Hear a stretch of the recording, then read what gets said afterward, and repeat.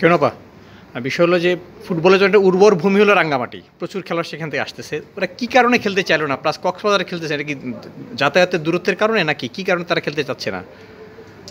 Actually কি কারণ তারা বলেনি, তারা বলছে যে আমরা ফাইনাল রাউন্ডটা খেলতে চাচ্ছি না, এতটুকুই, আর কিছু বলেনি।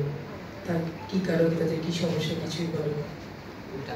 এটা কি আপনার জন্য একটা মানে টেনশনের বিষয় কিনা? কারণ খেলতে চাইবে না, এটা মানে তারা বাসায় বড় খেলে আসছে, ফার্স্ট টিম সেকেন্ড টিম, মানে এটা মহিলা ফুটবলের জন্য এটা আশঙ্কাজনক বিষয় কিনা বিষয়টা? না না না, আশঙ্কাজনক বিষয় না। এই জন্য মানুষের তো সমস্যা থাকতেই পারে যে কোনো কারণে, কারণ অলওয়েজ তো তারা খেলে।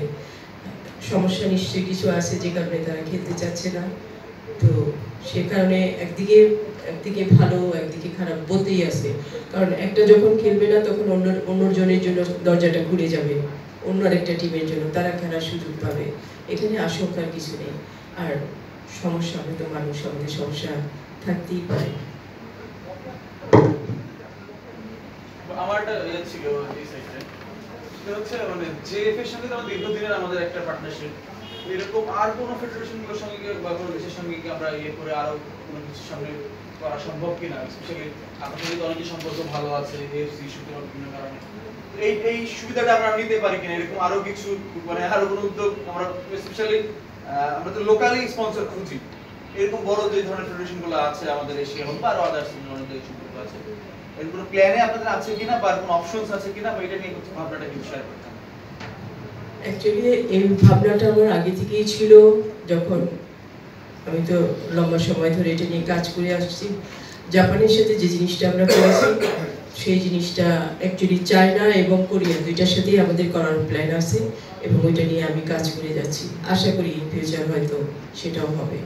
কেন আমি একটু যোগ করি, মাঝে সৌদি আরবের সাথে আপনাদের একটা মানে ভালো সম্পর্ক তৈরি হতে যাচ্ছিল, সেখান থেকে কোনো ধরনের সহযোগিতা পেতে পারি কিনা যে এই ধরনের টুর্নামেন্টগুলো ক্ষেত্রে? এটা যদি আন্ডার 14 করলেন, আন্ডার 16 যদি সৌদি ফেডারেশন নামে হলে, এই ধরনের কোনো ইয়ে আছে কিনা?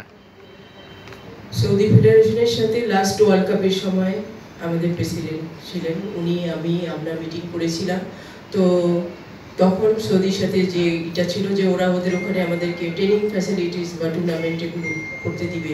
অ্যাকচুয়ালি এই ধরনের প্রপোজাল সৌদিকে আমরা কখনো দেইনি, দিলে হয়তো আসবে, কারণ সৌদি আমাদের ব্যাপারে পজিটিভ। এটা তিনটা টুর্নামেন্ট হবে, একটা সিনিয়র জেলা পর্যায়ে, আর হচ্ছে পুরুষ আমরা সেলেক্ট আর মহিলা থেকে এটার মধ্যে টাকা ফান্ড করবে, আলাদা টুর্নামেন্ট হবে। ন্যাশনাল চ্যাম্পিয়নশিপ মেয়েদেরটা নিয়ে আমি অ্যাকচুয়ালি আমার সাথে কোনো কথা হয়নি, আমি বলতে পারবো না।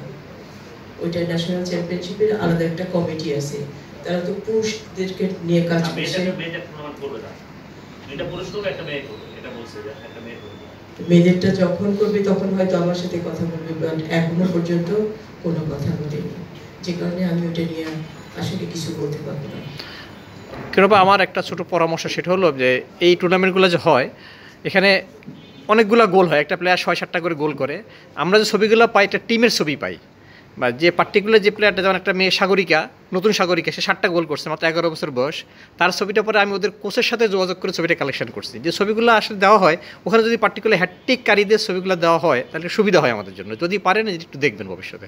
অবশ্যই, ঠিক আছে। ওখানে যারা আমাদের রিপ্রেজেন্টেটিভ আছে, আমি এই মিটিং শেষ করে গিয়েই বলবো, আপনারা পেয়ে যাবেন।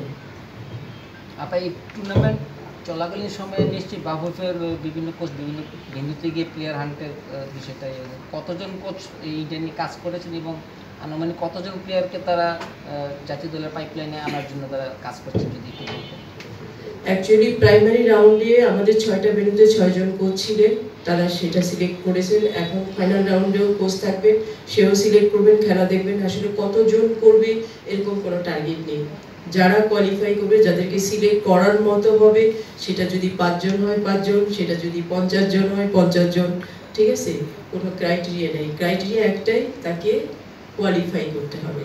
তো এটা আমাদের যখন ফাইনাল রাউন্ড শেষ হয়ে যাবে, দেন আপনাদেরকে বলতে পারবো যে আসলে আমরা টোটাল কতজন পেলাম। আমাদের আর প্রশ্ন না থাকলে আজকে প্রেস কনফারেন্সটা আমি এখানে শেষ করতে চাচ্ছি। কোনো প্রশ্ন? আজকে এই রিলেটেড প্রশ্ন ছাড়া অন্য কোনো প্রশ্ন নিতে পারছি না ভাই। স্পন্সর নাই সমস্যা, সুতরাং তো আপনি বিপদ হতে পারেন। বিপদ কিছুই না, মানে আমরা হ্যাঁ আমরা আজকে নিতে চাচ্ছি না। ধন্যবাদ, আমরা শেষ করছি, আমরা একটা ছবির মাধ্যমে শেষ করবো আপা প্লিজ।